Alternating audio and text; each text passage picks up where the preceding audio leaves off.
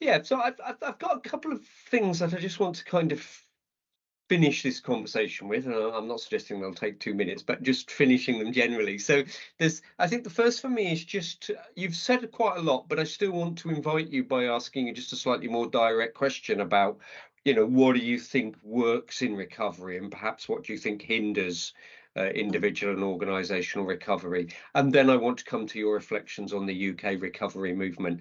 But we've covered a lot of ground, but I wonder if there's other things that you wanted to say about what works in recovery, and perhaps what makes it difficult for individuals or organisations.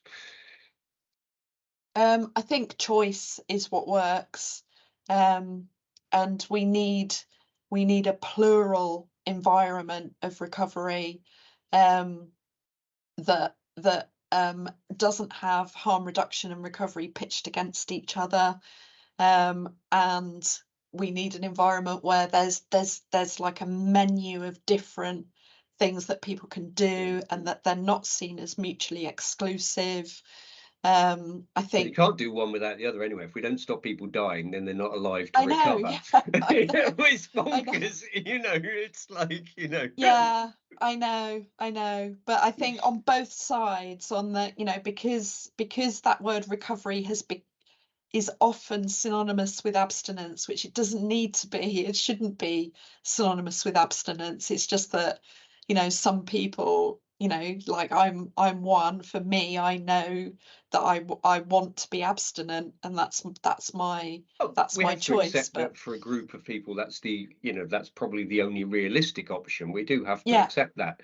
But you're yeah, right, it's become, for a little while, it became synonymous both with abstinence, but actually very narrowly with just, perhaps even just the 12-step mutual aid, not even the yeah, wider yeah, mutual aid, let alone the yeah, wider recovery options. So there yeah, wasn't, yeah, it was being offered, like you say, as no choice, and only as the alternative to this other thing.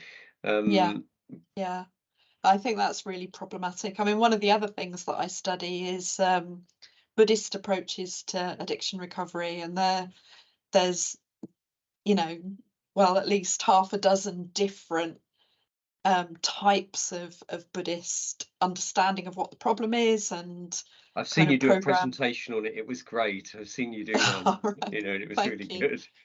Yeah, but I mean, for some people that will really resonate, Yeah, yeah. and kind of all kinds of different approach, and we need them all, and we need them all to be Yeah, I have a visible. really, really good friend who went through a now closed rehabilitation unit that was exclusively, I was going to say psychodynamic, but it was actually just transaction. It was TA based, transactional analysis, Mm, psychotherapy.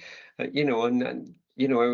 was a small rehab. But everyone that went through that one did intense psychotherapeutic counselling as their route. No, mm, not too much group work, an awful lot of one-to-one, and mm, the mm, group work was just the living with each other. So you're right, yeah, different horses for courses is almost what we need to be able to offer. Yes.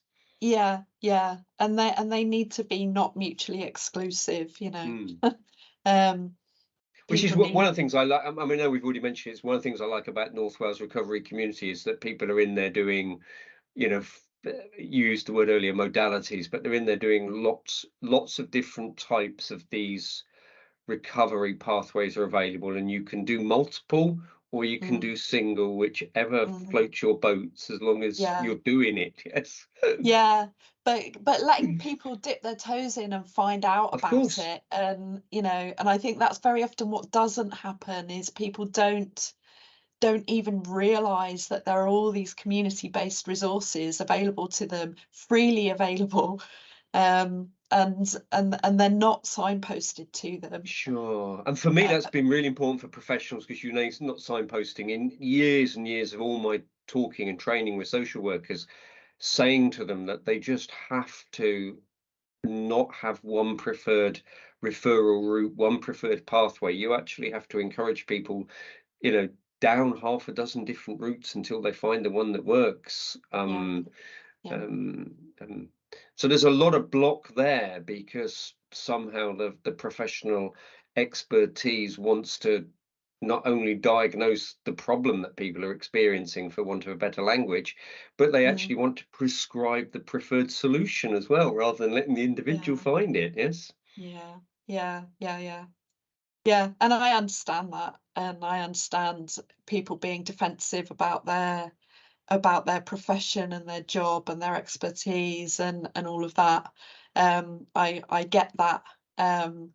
But I think we just need much more communication and much more mutual awareness of what everybody's about in this space, and much greater collaboration, I think, is the solution. Yeah, yeah.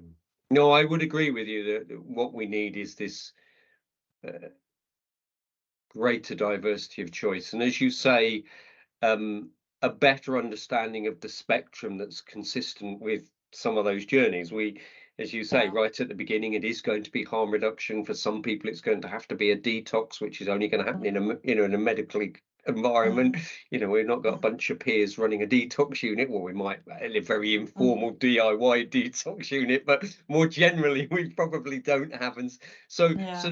there is room for everyone here to support each other to make that thing work for people.